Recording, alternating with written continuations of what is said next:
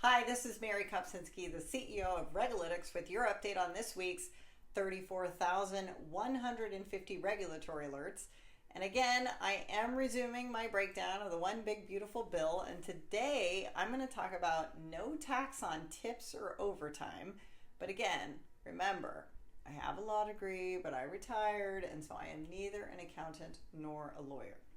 So, under Chapter 2, Delivering on Presidential Priorities to Provide New Middle-Class Tax Relief, there are a few sections worth noting.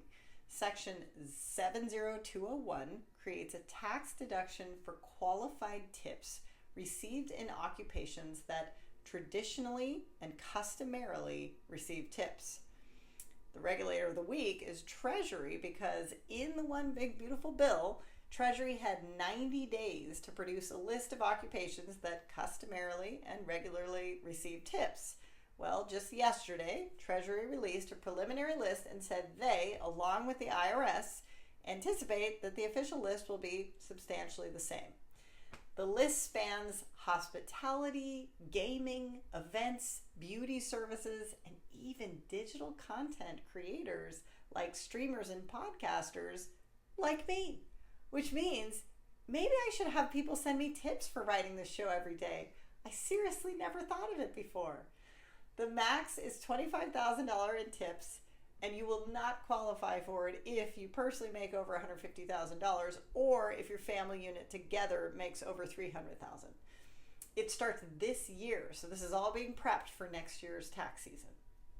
So right next door to tips, Section 70202 allows deductions for qualified overtime compensation, specifically the premium portion above the regular rate, so just the half of time and a half. That one has a $12,500 cap for an individual and $25,000 for joint filers.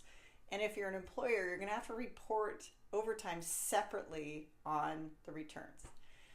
So this seems great, right? Aside from, I guess, less tax money going to the federal government. And while, yes, there were 115 regulatory alerts in the last 90 days on these topics, many of which are politicians that are excited about it, I do want to talk about incentives, because this will definitely incentivize people to push more of their take-home pay into tips, right? So this could lead restaurants to add mandatory service fees, because that way employees take more home. But you have to remember that this is for the federal government only. States and cities do whatever they want. There are other states that have been actively adopting new tax regimes post one big beautiful bill, like Oregon, which generally follows federal rules and has had bills for no tax and no tax on tips and bills for no tax on overtime that have failed in their legislatures. But what they did pass is adjustments for certain agricultural workers in overtime. In contrast, Colorado, which I covered 2 weeks ago, because they had to call an emergency session to deal with major budget shortfalls after the one big beautiful bill, they're moving to keep overtime taxable at the state level, and is clarifying that employers must actually withhold Colorado income tax on overtime pay. But it hasn't changed anything in relation to tips yet, so the federal rules will still stand in Colorado so far. Now, some states are copying the federal idea. So Wisconsin lawmakers are advancing a bill to line up a state deduction with the new federal no tax on tips that are including similar caps and phase-outs. It's been in hearings with active debate over cost estimates and the scope. At the same time, cities have a say as well. Chicago and Seattle, for example, are taking a totally different path, not about deductions, but about wages generally. They are phasing out or ending the entire concept of a sub-minimum tipped wage, pushing base pay up to parity so that tips truly are extra.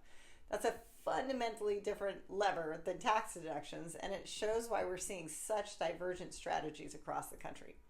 So when I go home and eat in Washington State, sometimes they're adding a service charge. It's not a tip. You can still tip if the service is good, but it's basically a way for restaurants to afford the minimum wage.